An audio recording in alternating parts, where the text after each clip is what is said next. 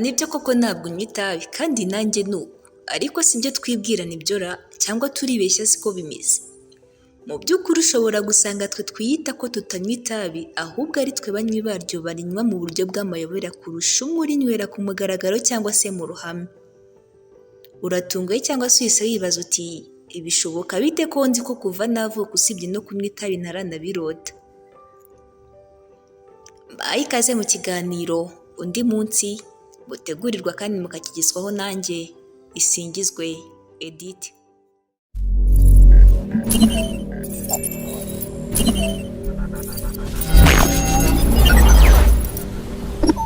Kuguma uri wenyine igihe kinini bingana no kunywa amasegereti 15 ku munsi. Ubushakashatsi bugaragaza ko kumara igihe kinini uri wenyine kugeza ku rwego bigukururira agahinda gakabije bigira ingaruka zingana n'izigera ku muntu unywa amasegereti 15 y'itabi ku munsi. Iyi ni inkuru dukesha igihe.com.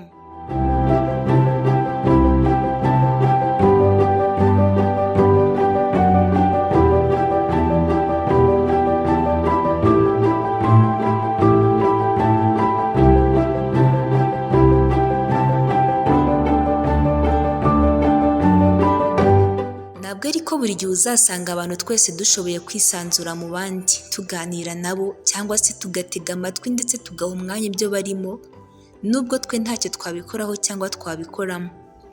Oya, hari ubwo usanga abantu rwose bishimira kuba bari bonyine, gusa ubaye uri wenyine ubyishimiye byaba byiza kuruta uko waba uri wenyine ariko utabyishimiye. Iyi ni HIRWATVSHOW. Ndacyabaha ikaze mu kiganiro kuko mugiye gusobanukirwa n'impamvu bavuga ko kuguma wenyine igihe kinini bingana no kunywa amasegereti 15 y'itabi ku munsi.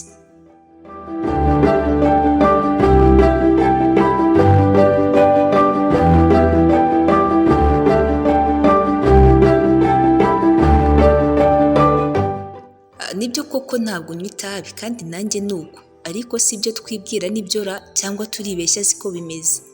Mu by'ukuri ushobora gusanga twe twiyita ko tutanywa itabi ahubwo ari twe banywi baryo barinywa mu buryo bw'amayobera kurusha umwe urinywera ku mugaragaro cyangwa se mu ruhame. Uratunguwe cyangwa se uhise wibaza uti bishoboka bite ko nzi ko kuva navuka usibye no kunywa itabi ntaranabirota? Ni ubushakashatsi bwatangajwe na Prof Paul van der Laan, umuhanga mu buzima bw'imitekerereze wo muri kaminuza ya VU Amsterdam yo mu Buholandi, aho yagaragaje ko iki kibazo gikunda kwibasira abantu baba mu nzu bonyine. Ati nibyo kuguma wenyine igihe kinini bigira ingaruka ku buzima bwawe nk'izigera ku muntu unywa amasegereti 15 ku munsi. Mu by'ukuri dusanzwe tuzi ko itabi atari ryiza ndetse rigira ingaruka mbi ku barikoresha.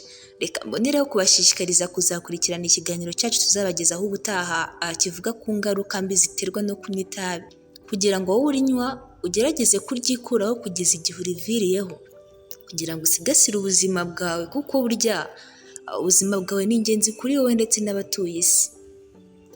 Si ku muntu urinywa gusa kandi, ahubwo nawe utekereza cyangwa ujya wumva uteganya kuzarinywa, iki kiganiro kizaba kikureba nawe ntikizagucike. Ubushakashatsi bwa Prof Paul bwakurikiwe n'ubundi bwatangajwe n'ikigo cya National Institute on Aging aricyo NIA mu magambo ahinnye. Kikaba ari ikigo cyo muri Leta Zunze Ubumwe za Amerika, aho bugaragaza ko abantu bigunga cyangwa bakamara igihe kinini bari bonyine bibagiraho ingaruka zo kugabanuka kw'imyaka 15 ku cyizere cyo kubaho. Ibaze uburyo ki njye nawe dukunda kubaho, wibaze kandi uburyo ki dutinya gupfa. Burya abantu bamwe na bamwe bajya bibwira ko badatinya urupfu, bakabivuga bafite icyo bashingiyeho cyangwa se bafite ikibatera kuvuga gutyo. Ariko se ugenzuye neza wasanga ko muri iyi si hari umuntu n'umwe udatinya urupfu. Akenshi uzasanga twese dutinya gupfa, nubwo hari igihe runaka kiba ugasanga umuntu arifashe aravuze ati ninshake mfi. Mu by'ukuri si uko aba yumva gupfa nta kintu bimutwaye. Wenda muri ako kanya niko ababyumva, ariko mu by'ukuri nk'ikintu kiba kimuteye kuvuga ayo magambo, iyo gihise kibaho usanga ari kwisubira agatangira kwiyambaza iyo mu ijuru iyo ari umwemeramana ati Mana mfasha unyize cyangwa undokore irya none. ese mu by'ukuri we ni wa wundi uba bavuze mbere ati ninshake mfe? Yego niwe. Ibyo ni kimwe mu bimenyetso bigaragaza ko abantu dutinya urupfu, usibye ko erega atari n'abantu twenyine turutinya, ahubwo n'inyamaswa zirarutinya. Ndavuga urupfu.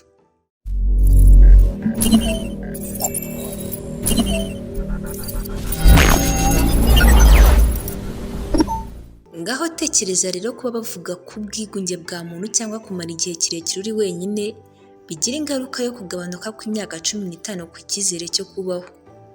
Ese urumva igikomeje ibikorwa wari usanga gukora utazi ko bitera ibibazo? Ndavuga ibikorwa byo kwigunga.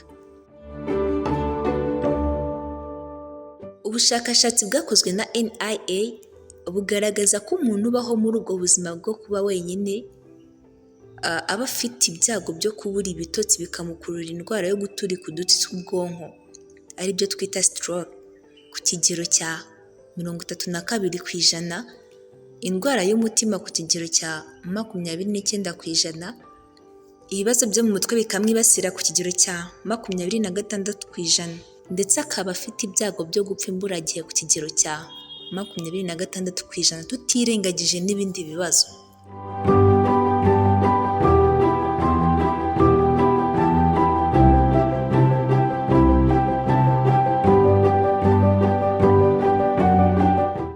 Bugaragaza kandi ko kumara igihe kinini uri wenyine bigukururira agahinda gakabije, bikaguteza ibyago byo gukora nabi k'ubwonko, ibyaguteza indwara yo kwibagirwa ku kigero cya 50%, ndetse bikagukururira urupfu ku kigero cya 45%.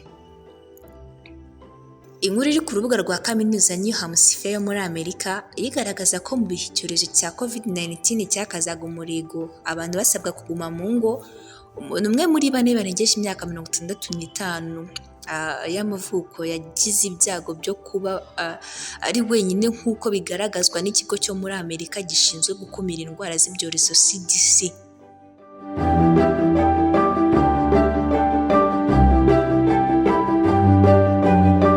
Raporo y'ibyavuzwe muri iryo barura yagaragaje bimwe mu byiciro by'abantu bashobora kwibasirwa n'agahinda gakabije biturutse ku kumara umwanya munini bari bonyine, aho bagaragazamo abinjiza amafaranga make cyangwa se abo bita abakene.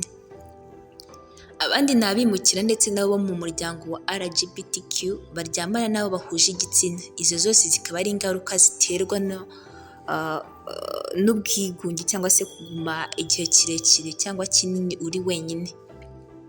Abandi bashakashatsi bo muri Suwede bagaragaje ko umurwayi ufite agahinda gakabije yatewe n'ubwigunge buturutse ku mpamvu zitandukanye, iyo agize uburwayi butuma abagwa aba afite ibyago byo gupfa ku kigero cya 2.6 nyuma y'iminsi 30 abazwe.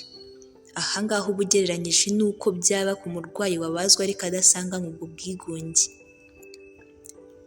Kwigunga bituma uha umwanya munini ubwonko bwawe maze ugatekereza ibintu byinshi birenze ubushobozi bw'ubwonko bwawe, kuko ibitekerezo biba biri kubyiganiramo, bityo ubwonko bukabura amahitamo.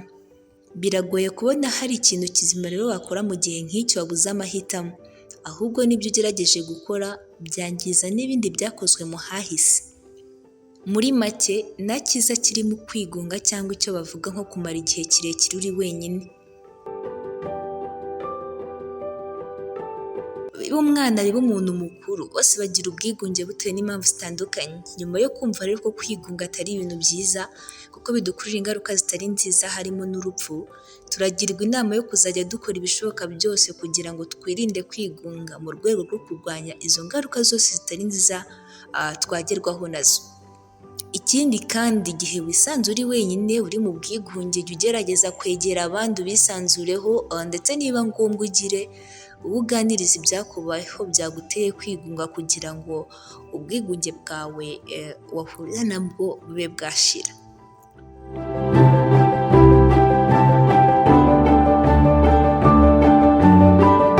Kuri Hirwa TV show mukurikirana ibiganiro bitandukanye byabafasha mu buzima bwanyu bwa buri munsi, indirimbo, amakuru y'imyidagaduro, amakomedi ku bayakunda, filime nyarwanda ndetse n'inkuru shusho. Mbibutse ko ikiganiro mwari muri kumva aricyo twahariye izina rigira riti undi munsi, mukaba mugitegurirwa kandi mukakigezwaho nanjye Isingizwe Edith. Mwakoze kubana nanjye mu kiganiro, ndabashimiye.